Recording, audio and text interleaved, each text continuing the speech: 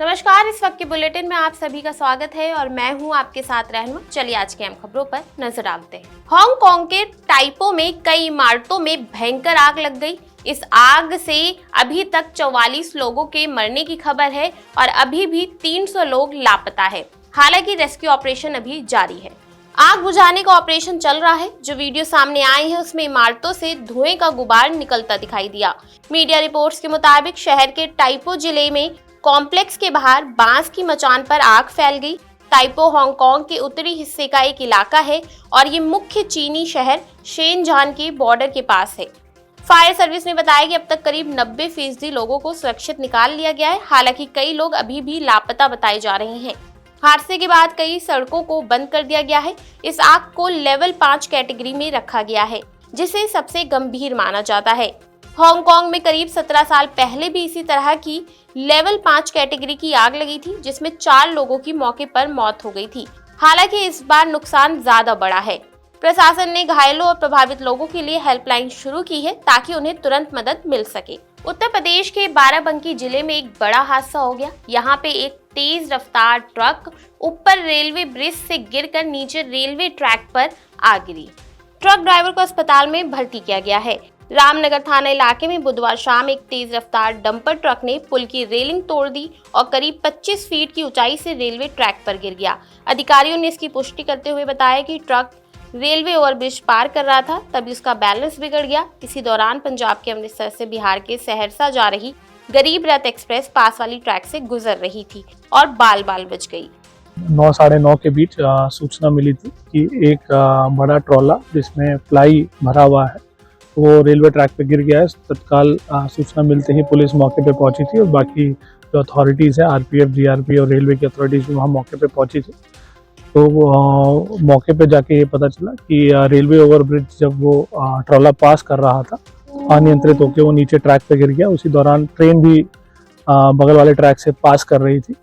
तो वहाँ पे ये ट्रक से जो रेलवे की जो इलेक्ट्रिसिटी लाइन है वो भी क्षतिग्रस्त हो गई थी, जिससे ट्रेन भी रुक गई थी।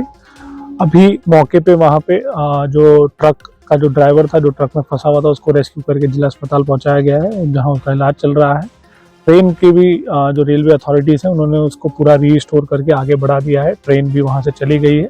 अब जो वहाँ पे पूरा जो मलबा बचा है उसको हटाने का कार्य चल रहा है। उसको भी शीघ्र हटा के जो रेलवे यातायात है उसको सुचारू रूप से चालू कर दिया जाए। दिल्ली में ठंड बढ़ने लगी है। हालांकि दिल्ली में प्रदूषण से थोड़ी सी राहत मिली है, ऐसा मीडिया रिपोर्ट्स कह रहे हैं और इसके चलते ग्रैप 3 को हटा दिया गया है। दिल्ली एनसीआर में ठंड बढ़ रही है। 27 नवंबर को यानी कि आज रात 12 बजे से सुबह 6 बजे के बीच तापमान 13 से 15 डिग्री सेल्सियस रहा। लिहाजा इस दौरान ठंडक महसूस हुई।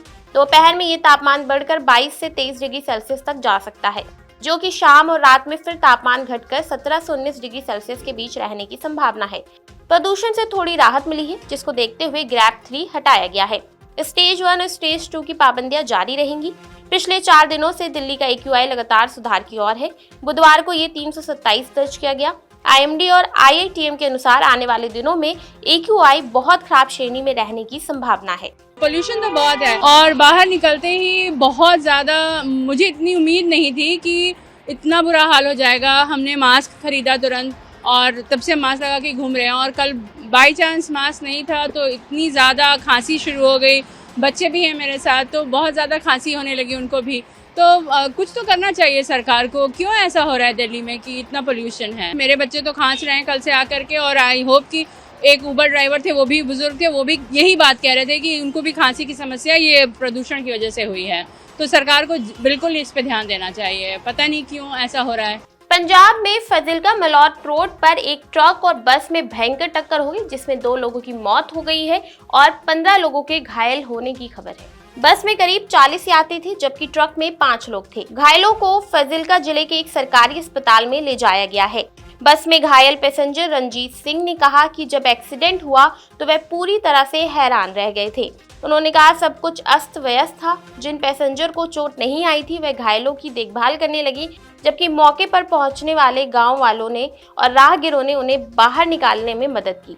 घायल पैसेंजर ने कहा है कि वह खुद बस से बाहर निकला और दूसरे पैसेंजर्स उसे हॉस्पिटल ले गए। भारत का पड़ोसी देश पाकिस्तान एक बार फिर आतंकवादी हमले से दहल गया है। जानकारी के मुताबिक गोलीबारी में 3 सुरक्षा कर्मियों की मौत हुई है। आतंक को दशकों से पनाह देने वाला पाकिस्तान अब खुद ही आतंकी हमलों की मार झेल रहा है।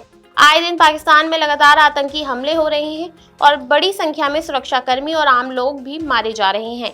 अब पाकिस्तान में एक बार फिर से आतंकी हमले से दहल गया है। जानकारी के मुताबिक खैबर पख्तूनख्वा प्रांत में बुधवार को एक जांच चौकी पर आतंकवादियों की भीषण हमला कर दिया। जानकारी के अनुसार इस आतंकी हमले में अब तक 3 सुरक्षा कर्मियों की मौत हुई है। तो ये थी आज की अहम खबरें जिन पर हमारी दिन भर नजर बनी रहेगी। ऐसे देश और दुनिया की तमाम खबरों के लिए देखते रहिए नवोदय टाइम्स पंजाब केसरी।